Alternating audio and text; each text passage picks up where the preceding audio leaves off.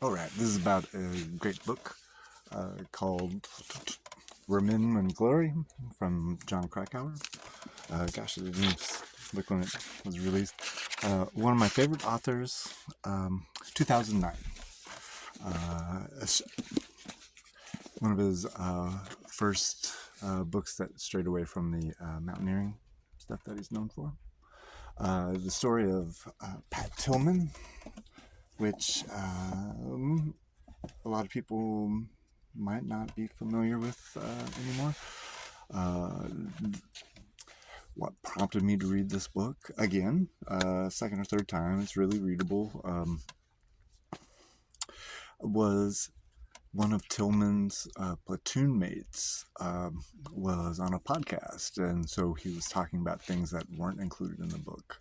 Um, it,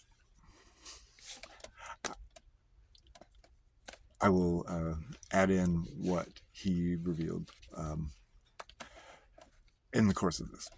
So, what's special about Pat Tillman was is one of these people who's a born athlete. Just besides having a pretty active family, I want to say, well, for sure, one brother, maybe a sister as well, but he and his brother were both really athletic, a younger brother. And playing out in the woods in California. So he ended up really excelling in sports, of course, and got a scholarship to University of Arizona. I believe that's how it's put together, but he was in Arizona. Um, and he did so well. I'm so blasting through his history, which has ups and downs, but you get to see his character through that. And really, so far I've only mentioned like his physical character. Well, I even not fully that. I mentioned he was athletic. He wasn't the biggest guy. He was under 6 foot tall, but just fast, strong, and unstoppable. Just really tough.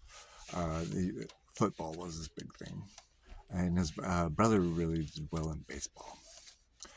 Uh, Jumping to the end of their college careers, they his brother got I want to say semi-pro, like minor league um, job right out of high school, and Pat himself got drafted by the Arizona Cardinals. So, he's first, maybe I think his first year he had some trials, which is kind of, again, you get to see his character.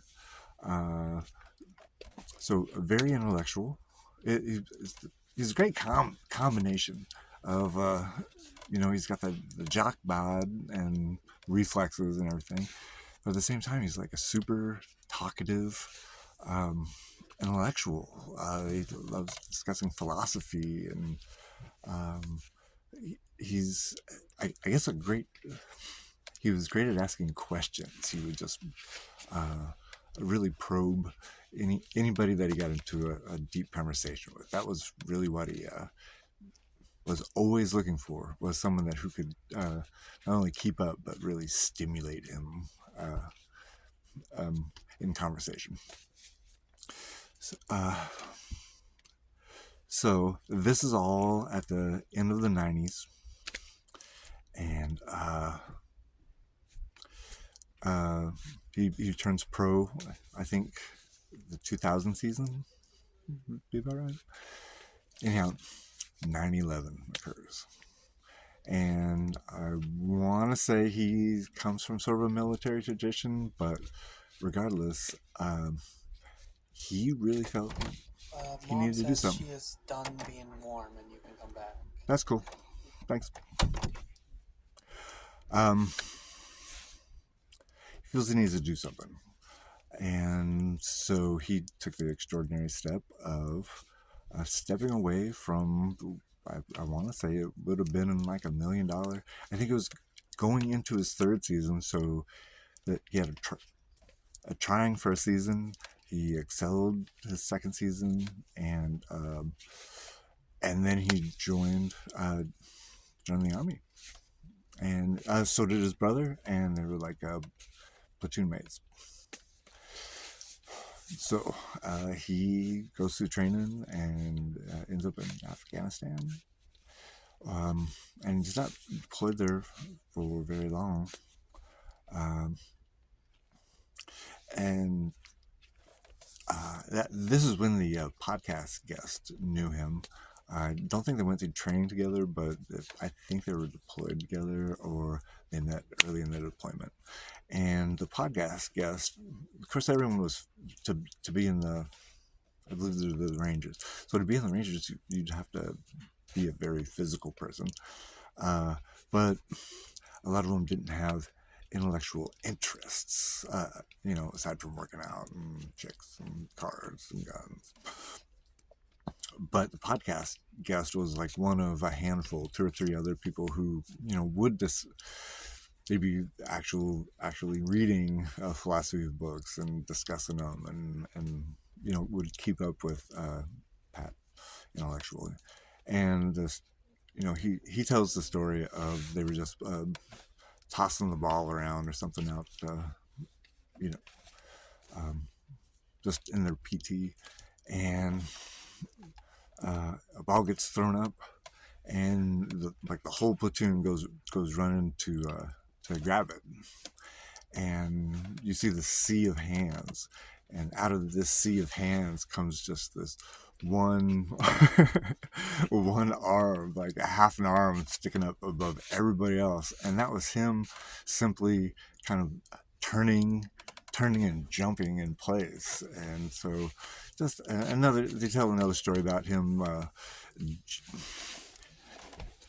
He'd planned it, and I think he tried it one time, or he got talked out of it. But yeah, he pretty much did a matched the current record for a broad jump, but he did it off of a trail into an evergreen, and then he climbed on the evergreen and kept on hiking. But fantastic acts like that, acts of heroism stuff under fire, super gung ho. Um, but if you don't want spoilers, I'd stop here. I recommend the book very much. John Krakauer's Women in Glory. Um, but the tragedy of Tillman is manyfold, but it starts with a friendly fire accident. And uh, that's that's a super bummer. The platoon was split up, so the brothers weren't together, and so one half ended up shooting the other. Um, but there was multiple casualties in Pat's um, in Pat's half of the platoon. Um, but then it was, yet another tragedy was because they had this because he attracted so much media attention for uh, doing something patriotic over money, because he like walked away from $1 million contract. Um, he was sort of the poster boy for the army, and plus he's football player, stud, good looking dude, and so he's sort of their golden boy. And then he comes to this, worst, one of the worst possible endings, um, and so there's a bit of a cover up, might be too strongly wording it, but not a lot of transparency, to the point where it really makes that army not look not very not look very positive.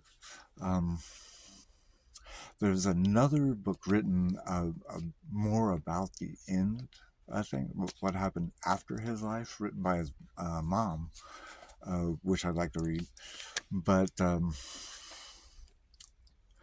is, is one of these people where I would just, I wish he were still alive, and one of just he would have had an amazing life.